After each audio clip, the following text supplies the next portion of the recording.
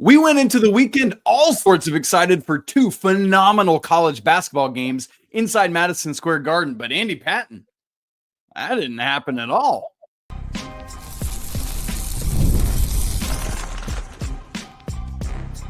You are Locked On College Basketball, part of the Locked On Podcast Network.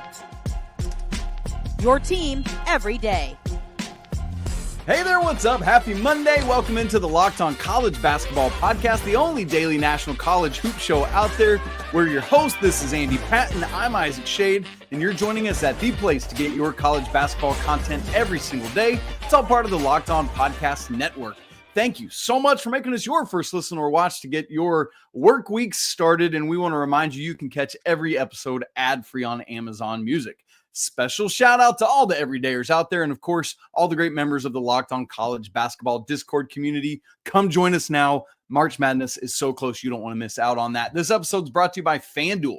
Right now, new customers can get $150 in bonus bets if your first $5 bet wins. Andy, it was a great weekend of college hoops. We had winners and losers at the top of the bracket. We had winners and losers at the bubble, all sorts of stuff.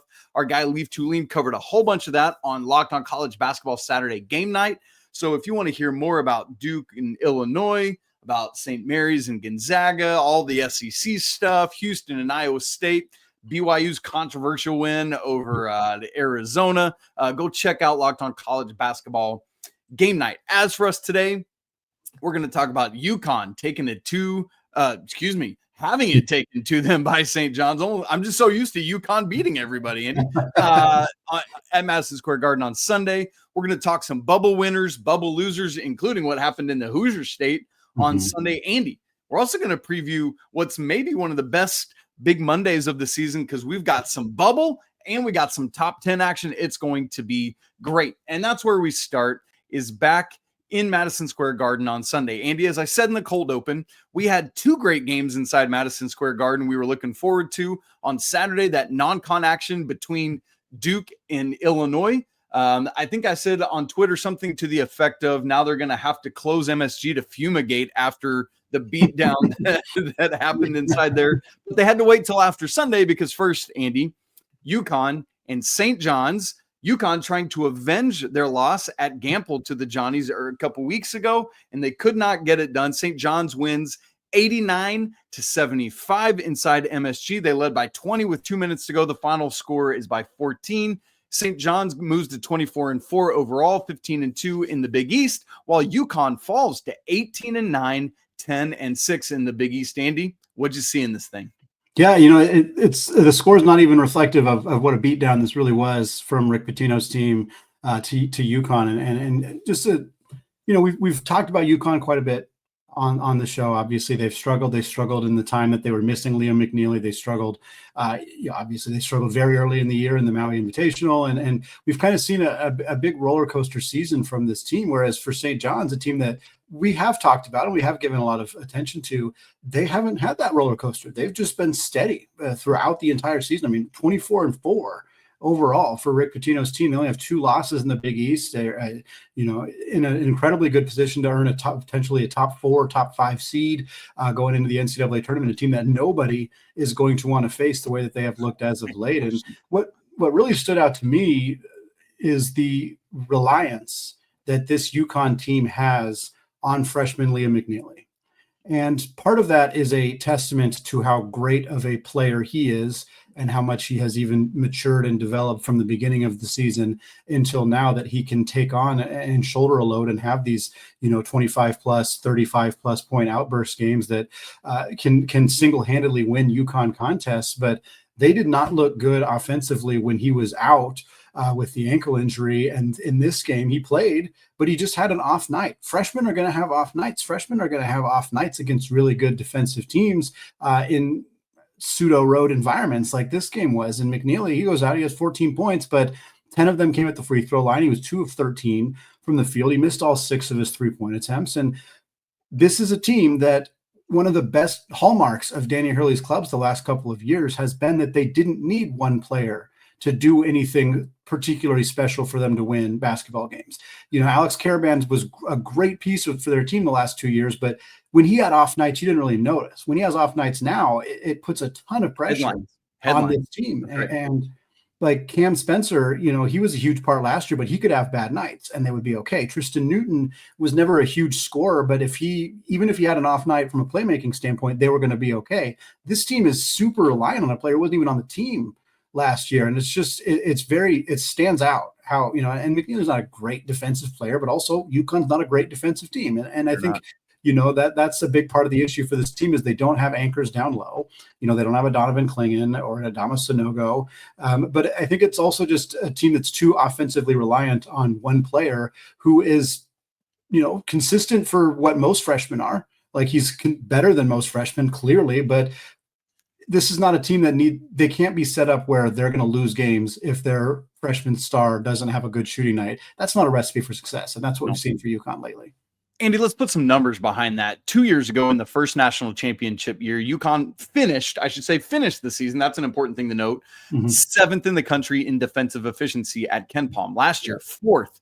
This year, as we sit here recording on Sunday, 98th in the country in defensive efficiency, right? So just to put some numbers behind what you were saying there about the defense. And then the other thing I think you bring up such a good point is they have had these talented freshmen the last 2 years of the championship years as well, but they didn't have to rely on them as heavily. Steph Castle last year was a dude, but he didn't have to be the dude. He could sit into what he did so well, being just like a defensive stopper, an athlete, showing up in those ways. Alex Karaban 2 years ago when he was a freshman, along with Donovan Clingan, their freshman years, you just mentioned multiple of those other names, and obviously others we could bring up as well. But that's the thing now is if Liam McNeeley was on one of the previous 2 national championship teams, he wouldn't have had to have been the dude. And that to me is such a big difference in this thing. Now, as for St. John's and as for this game, Andy, the Johnny's starters all had at least 8 points by halftime and all finished with double figures,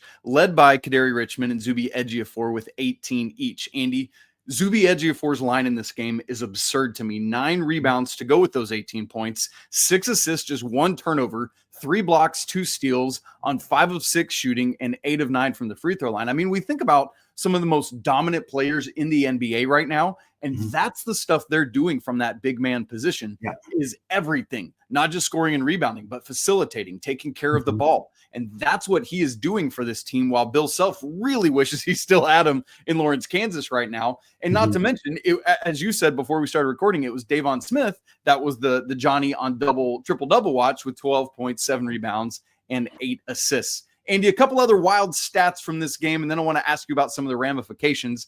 19 combined blocks, 8 of the 10 starters had at least one. That's crazy. And Andy, I think the stat to me, though, that tells the biggest story of this game was turnovers and points off of them. 18 UConn turnovers in this game, 10 of which were combined by Liam McNeeley and Alex Karaban. That can't happen from your 2 best players. And consequently, St. John's led points off turnovers 24-10. That's a 14-point margin, which maybe coincidentally, maybe not, was the final margin of this game. Yeah, so looking at some of the ramifications of this game here for St. John's, I mean, this is a team that's now, they got a 2-game lead in the Big East with 3 games to go. And honestly, St. John's has played the meat of their challenging schedule in the Big East. They got at Butler is their next game. Then they're hosting Seton Hall, and then they're at Marquette. Obviously, the road game against Marquette, that's going to be a tough one. Anybody who has to make that trip out to Milwaukee to play that team, it's a tough one. But you got to feel pretty good about winning at Butler. You got to feel good about winning at home against Seton Hall.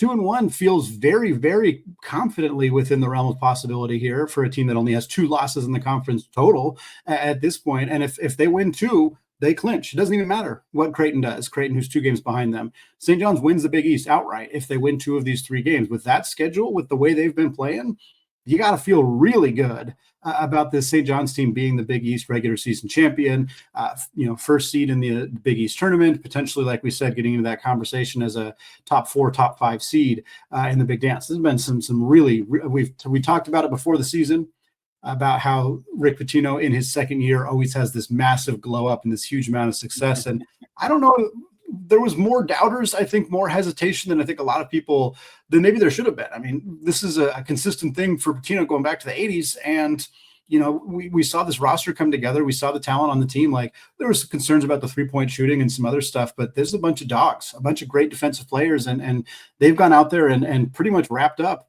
a Big East regular season title with 3 games to go. And that's some incredibly impressive stuff from this club. As for UConn, Andy, since January 5th, they've essentially flip-flopped win and loss for each of the last 13 games. Literally the only outlier of that is when they won back-to-back against DePaul and Marquette. Other than that, they've literally gone win-loss, win-loss, win-loss, win-loss, win-loss. And consequently, now we start talking about them. I really don't think they're going to miss the tournament. There's no real concern about that, especially considering their closing slate is hosting Georgetown, at Providence, hosting Marquette, and at Seton Hall. That's 3-1 to me at the worst, but they can't mess around and do that. But we're looking ceiling maybe 7-6 if they go on a Big East tournament run and win that thing. But they mess around down the stretch, they could wind up with like a 10 seed, Andy. That is a realistic thing for UConn. Andy, quickly elsewhere around the Big East, Nova picked up a big-time home win over that Marquette team we've been talking about on Friday night, 81-66 over the 16th rank Eagles. That really, they weren't really much in bubble conversation, but I think that gets them into it at least a little bit. Yeah. Xavier gets a road win over Seton Hall on Sunday, 73-66. No guarantees there at Seton Hall, despite them being bad. Just ask these aforementioned Huskies. And then Creighton kind of similarly there keeps trying to keep pace with St. John's with an 80-69 win at home over Georgetown. Well, folks, each weekend at this point in the schedule sees plenty of teams that are helping themselves on the bubble, and plenty of teams that are hurting themselves in terms of trying to stay on the bubble, not falling off the bubble, all of that. We're going to talk about who this weekend's biggest bubble winners and bubble losers were coming up in just a second. But first, folks, March basketball is almost here, and there's no better way to get in on the action than with Prize Picks, the best place for daily fantasy sports. With Prize Picks, all you do is pick more or less on at least 2 players' stat projections, and if you're right, you can win up to 1,000 times your cash. It's fast, it's easy, and it keeps every game exciting. Prize Picks even offers weekly promotions like Taco Tuesday, where you get discounted player projections for even more value. So download the app today and use code LOCKEDONCollege to get $50 instantly after you play your first $5 lineup. That's code LOCKEDONCollege for $50 instantly after you play your first $5 lineup. Prize Picks. Run your game. All right, Isaac, we're going to talk some bubble watch stuff here. We're only a week away from March. We're only a few weeks away from Selection Sunday, from getting this field of 68 officially locked in and loaded. And we got quite a few teams that did some really impressive, helpful things for their NCAA tournament resumes, and some teams that maybe went in the wrong direction. I want to start with a big-time win from the team still coached by Mike Woodson. I was going to say formerly coached. No, he's still there.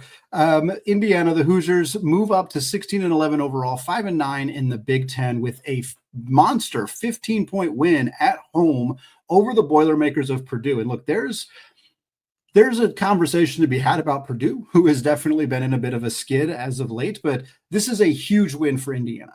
A team that has kind of sputtered throughout the season, that's been the butt of a lot of jokes for the roster construction, for kind of the decision to not move on from Mike Woodson last year and potentially bring in Dusty May, and the success that Dusty May has had at Michigan. But in a game that Indiana really needed to win to keep their chances of being an NCAA tournament team alive, they went out and got it done. And they did it with Umar Ballo and Mackenzie Mbako coming off the bench. They'd lost 5 straight before they beat both Michigan State and Purdue in their last 3 games.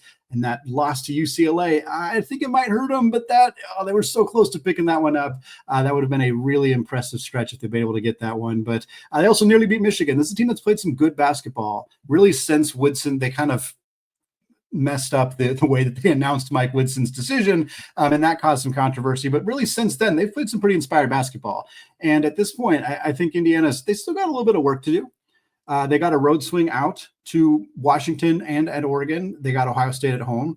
Washington isn't a team they should struggle with, but that road trip is tough. And you really need to win both of those. I think you can stomach a loss at Oregon if you beat Washington, if you beat Ohio State, if you beat Penn State, one of their other games coming up. You gotta go 3-1 in that stretch. And I think realistically, you got to go 3-1. And I think the only loss you really feel comfortable taking is that loss in Eugene. But this team is in a position to go 500 in conference play and potentially get in the NCAA tournament, which I didn't think we'd be having that conversation a few weeks ago. I didn't either. Nice resurrection here from the Hoosiers in the post Mike Woodson era. Lame duck Mike Woodson. Also, speaking of Oregon, what a comeback from them on Saturday to kind of kick things off. Andy, next winner we got to mention John Calipari's Hogs, 92-85 at home over number 15 Mizzou. And I tell you, these Tigers have been hot, Andy. And so for them to come in and Arkansas to knock them off in Bud Walton moves the Hogs to 16-11 overall. Still just 5-9 in SEC play. I'm really curious to see what the committee does with these SEC teams, so many of which are going to have losing records. For Arkansas, they would have had they lost this game, it would have been a 3-game skid. It would have been a 4 out of 5 situation. But now they win this, and similar to what you just said about Indiana, have a pretty manageable closing schedule as SEC schedules go. Maybe get themselves to 500 in SEC play. Next, they host Texas. Then they're at South Carolina, which, ask those Longhorns, is not an easy place to play. We'll talk about them in a second. Then they're at Vandy. That might be the toughest game left. And then they host Mississippi State. Mississippi State is better to me than Vandy, but going to Nashville, I think, and you got to just climb up to that court. That wears my legs out, Andy. It's a whole thing. Good for the Hogs on this win this weekend. Speaking of Mississippi State, they take a loss to Oklahoma, who is now up to 17-10 overall, but only 4-10 in the SEC. This team is one of the more fascinating teams in terms of the bubble conversation, and picking up this win, I think, helps with that, because 3-11, even if they won the rest, 3-11 is just really hard to stomach a team with that record. Not that 4-10 is much better, but the win over Mississippi State helps Oklahoma, a team that did not lose a game in the non-conference, that picked up marquee wins over teams like Arizona, and they had some, I think they beat Michigan. They had another big win in the regular season, or in the non-conference as well. But this is a team that has really struggled in the SEC. This kind of is exactly what happened to Porter Moser's team last year. But this SEC is so strong that with a couple of good non-conference wins, and every win that you get in the conference being a pretty good win, this team is actually putting together a resume that I think keeps them in the conversation. They got this one. You need to win at home. They beat a ranked team at home in Mississippi State. I think this keeps them in at least that play-in conversation, but their schedule is tough. They got Kentucky at home. They got a road trip to Ole Miss. They got Mizzou at home, and then they got a road trip to Texas. That's a really brutal final stretch. You're 4-10, folks. You're 4-14. You're not making the tournament. If you're 6-12, normally I'd say no, but honestly, maybe that's enough to get Oklahoma in. It'll be very interesting to see how the committee again treats a team that far below 500, but in this kind of conference. So there's our biggest bubble winners of the weekend: Indiana, Arkansas, and Oklahoma. We could say BYU, Andy, but we don't have to because they've been playing so well lately. I wouldn't even call them a bubble winner. They're just a general winner. Let's move to our biggest losers of the weekend from a bubble standpoint, I guess I should say. Andy, we're going to start with the Wake Forest Demon Deacons, who go on the road to NC State and lose to the Wolfpack 85-73. By the way, for ACC bubble teams not named North Carolina, it was a bad weekend. It wasn't just Wake, it was SMU and Pitt also losing. Wake is now 19-8, 11-5 overall. And Andy, here's the hard part for the Demon Deacons. As recently as 3 games ago, they were sitting at 18-6, 10-3 in the ACC, and all 6 of their losses were to probable or at least potential tournament teams. But they've lost 2 of their last 3, that absolute collapse against Florida State, and then this game against NC State. The FSU loss is their first and only Q3 loss, and then the NC State loss, since it was on the road, is a Q2, but barely. Like NC State is just barely inside Q2 on the road right there.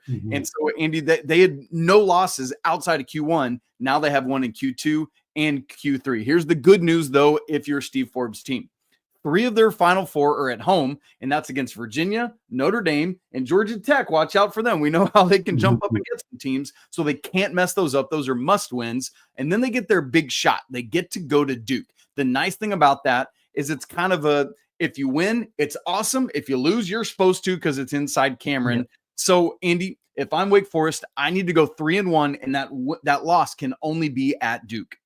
Yeah, with Wake, I think the strength of their resume was not having any Q2, Q3, Q4 losses. To have picked up 2 in their last 3 games, really brutal turn of events for Steve Forbes' team. Speaking of teams on losing streaks, Ohio State We have them as one of the biggest losers in terms of the bubble conversation, in part because of what happened both on Thursday and on Sunday. They're now 15-13, 7-10 in the Big Ten because they lost both their games over the weekend. They lost at UCLA on Sunday. It was an 8-point loss to UCLA on the road. That in a vacuum, not terrible. You'd like to pick that one up, but UCLA is a good team. It's a road game. It was a close game from the metrics. It doesn't hurt you that much. The problem is that on Thursday, Ohio State hosted Northwestern and got their bell rung. 70-49, got beat by 21 points at their home floor by a team that's not going to sniff the NCAA tournament. That makes the UCLA loss, it exacerbates everything. It's just, now you've lost 3 in a row. You've lost 4 of your last 5. You lost 5 of your last 7 games. You've got again, if you want to take a silver lining, I guess, for Ohio State, they're closing against mostly bubble-ish teams. If you win out, not only do you strengthen your resume, you can get up to 500 in the conference, but you also knock the resume of a few other teams that you're competing with to get a spot.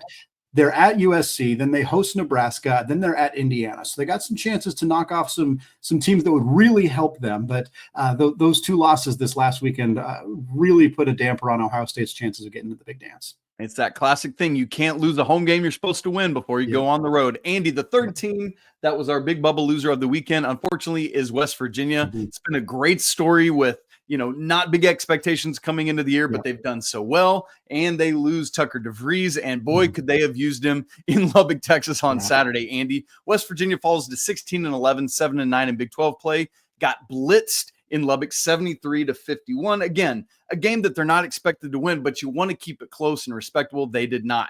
Similar to a couple of teams, though, Andy, on the winner side that we just mentioned, West Virginia does have a pretty manageable closing schedule as Big 12 schedules go. They host TCU, they're at BYU, at Utah, and then they host UCF. Same kind of thing. You probably need to go 3-1 there, with the lone loss specifically being at BYU. They can't do what the Kansas schools did and go get swept on the Utah stretch, right? Got to win those 2 home games and need to win at Utah. And then you're just playing with house money at BYU. Andy, there were a couple honorable mention losers for us. Who are those? Yeah, Baylor is a team that isn't really considered on the bubble yet, but you can't lose at Colorado. Colorado was 1-14 in the Big 12, in the Big 12 before Baylor loses that game to them. That is a brutal loss for Baylor. They're not in that conversation yet, but wow, that is not helping Scott Drew's team at all.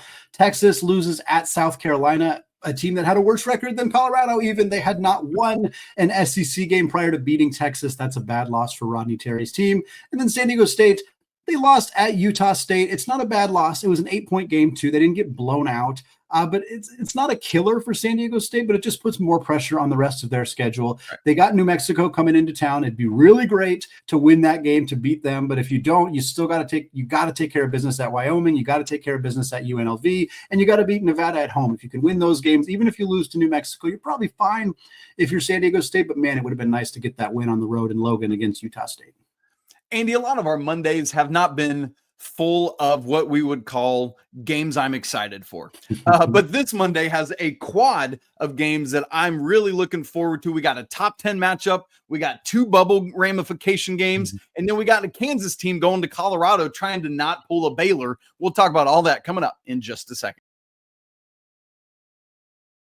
Right after I tell you about FanDuel. When the game tips off, the NBA action is just getting started. And Andy, there's no better place to get in on that than FanDuel, because it's America's #1 sports book. With FanDuel, you can place live bets throughout the game. So even if you missed the opening tip-off, or you're looking for a second half or a fourth quarter comeback, you can stay in on that action.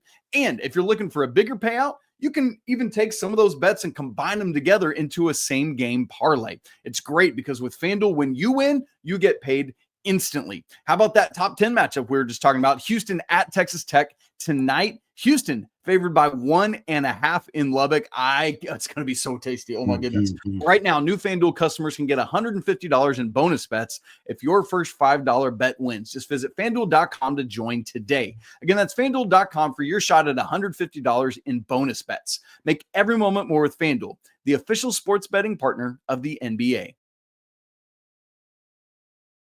Andy, the official Big Monday slate is one of those triple headers that we've started to get now that we've gotten the Big 12 expanded into the far western reaches of these fair United States of America.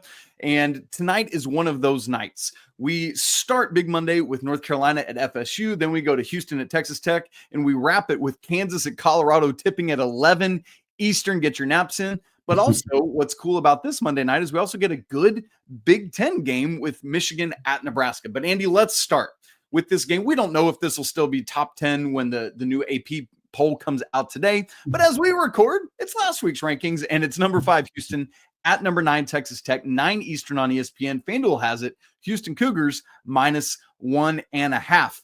Andy, what are you most looking for in this game? Houston's going to want revenge. They're going to want revenge. They lost. They don't lose at home very often, but they lost this Texas Tech team with pretty much without JT Toppin, pretty much without Coach Grant McCasland in that game as Toppin was ejected early in the game, and McCasland followed suit shortly after that. So Houston wants revenge. You know, they're a team that has really put themselves in a position to potentially earn a number 1 overall seed, winning this game, a true road game against again, top 10 team right now, maybe top 15 team by the time the rankings refresh, but a very, very good Texas Tech team. And Houston, this is an opportunity for them to, again, split the series against an in-state rival in conference play. It's also an opportunity to further cement, or at least further make your case to be a potential number 1 seed. Obviously, Auburn and Duke and Alabama and Tennessee and Florida, there's like a handful of teams kind of in that mix right now. But Houston, I mean, they beat Iowa State, and now if they can pick up a win against Texas Tech on the road, I mean, that puts them in a really, really good position to compete for a number 1 overall seed and again, win the Big 12 outright. Yeah. Speaking of winning the Big 12 outright, Andy, I was doing the calculations as you're talking there. If Houston wins this game, they will have 3 left, and Texas Tech will have 3 left. They right now, Houston, as we record, are up 3 on both Texas Tech and Arizona. So if Houston wins this game, Texas Tech cannot get the number 1 seed in the Big 12, and Arizona at best could tie Houston. So Houston with just 2 wins, that's their magic number. But this win tonight would literally eliminate Texas Tech from the 1 seed in the Big 12, and Arizona would be sitting there hoping for a miracle. And let's be honest, Houston's 3 remaining games are Cincinnati at home, Kansas at home, and Baylor on the road. They definitely win in at least one of those to wrap up the Big 12, Andy. Pretty crazy stuff there. Let's move to the bubble action, the first of which is the Big Monday tip-off. That starts in Tallahassee, where North Carolina goes to FSU, 7 p.m. Eastern on ESPN. FanDuel has it Carolina -2.5. Andy, the Tar Heels had this 6-game lead up to this regular season finale hosting Duke. And all 6 of these are against teams that are 85th or worse in the net, 5 of the 6 outside the top 100.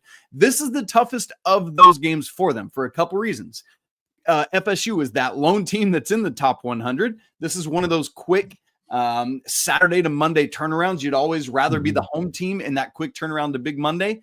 And historically, North Carolina has struggled with these big, long, athletic, we play 87 guys, Florida State, Leonard Hamilton teams. Yeah. Andy, these Tar Heels seem to have found something. Hubert Davis has used a new starting lineup lately that has included, as usual, Elliot Cadeau and RJ Davis, but has inserted Drake Powell at his natural small forward position, along with Jalen Withers at the 4 and Van Allen Lubin at the 5.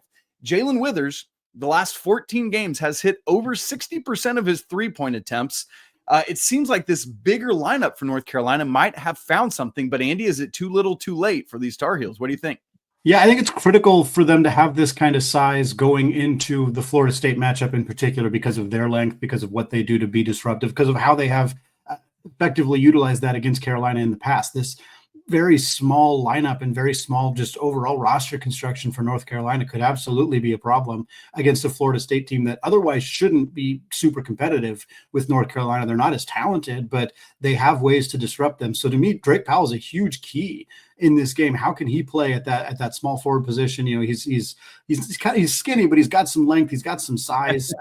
And you look at, I mean, Davis and Cadeau and Trimble are just all so small. And I think what Trimble's the biggest at 6-3-ish. Yeah. I think this is a game that could cause some problems for Carolina. As you already mentioned, the 2-game turnaround going on the road. There's just a lot of factors working against them. But I think the new lineup has helped Carolina. The size of somebody like Powell and Withers playing more minutes, playing in that starting lineup potentially, I think should put Carolina in a position to win this basketball game. But yeah, this is one you got to be really ready for North Carolina, because the loss here is really devastating for them.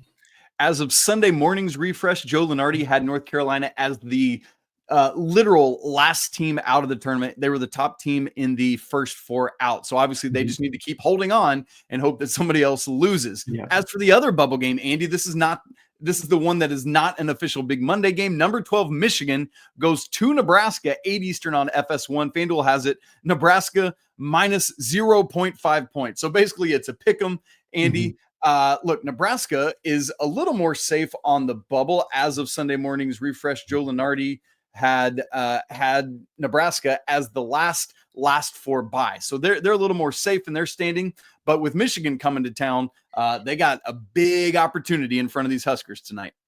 Yeah, I'm a little surprised at the line. I know it's obviously a road game for Michigan, but Nebraska lost 2 of their last 3. They lost on the road to Penn State by 17 in that game. That's a pretty brutal one. And they did beat Northwestern, sure, but they only beat them by 4. And then they lost to Maryland. It's not a terrible loss, but it was a home loss for Nebraska. I don't think they've been playing all that great as of late. They went out and got the 2 road wins against Oregon and Washington. That's huge. A lot of teams in the Big Ten have been unable to do that. And I think that really helped them. Obviously, the win over Illinois helped them as well. But I'm a little surprised. I think Michigan's going to come into town and win this one, and I think that's not a killer for Nebraska in particular. But they got to beat Minnesota at home, which is their next game. I think they got to beat Ohio State on the road. I think they got to beat Iowa at home. That's their final 3. It's a relatively easy, for lack of a better word, finishing slate for Nebraska. But if you don't beat Michigan, I think that there's a pretty good amount of pressure on you to win all 3 of those games, or at the very least 2 of those 3, and pick up something in the Big Ten tournament if you want to be dancing. And if you're the Wolverines, you're seething. You just lost at home to your rival, gave up first place in the Big Ten. Let's not pretend like the Wolverines aren't playing for something too. So there's a lot on the line here on Monday night. And then Andy, the late tip, number 23, Kansas, who will not have a number next to their name, by the way, by the time the new poll comes out, is at Colorado late night, 11 p.m. Eastern on ESPN. FanDuel has it Jayhawks minus 6.5. And Andy, that line alone tells you everything we need to know about what the Jayhawks have been doing, or rather have not been doing this year. And basically our joke has been coming into this game, they just can't do what Baylor did on Saturday, cannot go in and lose to a 2-win Big 12 Colorado team. Yeah, that's what it is. That's it. Kansas has more or less traded off games for the last month or so. They had the back-to-back losses in the Utah road trip. They struggled with the new road trips. I mean, I think that's a storyline here. They struggled. There's elevation changes in Utah. There's challenges in going on those road trips. The Pac-12 schools hated going on the road trips to Colorado and Utah. And now for Kansas, they've already taken those 2 losses to a BYU team that's surging, to a Utah team that's pretty average. Colorado's below average. They're not a very good team, but they'll can trip you up. And if this road trip goes poorly for Bill Self and the Jayhawks, that's a devastating loss for them if they don't beat Colorado on Monday night. And they got Texas Tech, Houston, and Arizona as finishers. They got 3 really huge opportunities. But if they look ahead of this Colorado game, if they're not prepared for that road trip, that could be a huge storyline for Bill Self's team. Folks, that's going to wrap it up for us today. So much excitement. We're really thankful for Leaf for being able to knock out a bunch of these games on the Locked On College Basketball Game Night Show. Again, if you haven't checked it out, it's in your feeds. Go find it wherever you find podcasts, wherever you find us on YouTube. Locked On College Basketball Game Night is there. But again, that's going to wrap it up for Isaac and I today. We'll be back on Tuesday, recapping all this great action on Monday and getting you ready for all of the Tuesday games. We'll keep you up to date on what's going on with the bubble as well. But as always, we want to say apologies to the Lawyer family. Let's go Wild Popes. Cheers to the Mick Bruins. And until Tuesday, peace.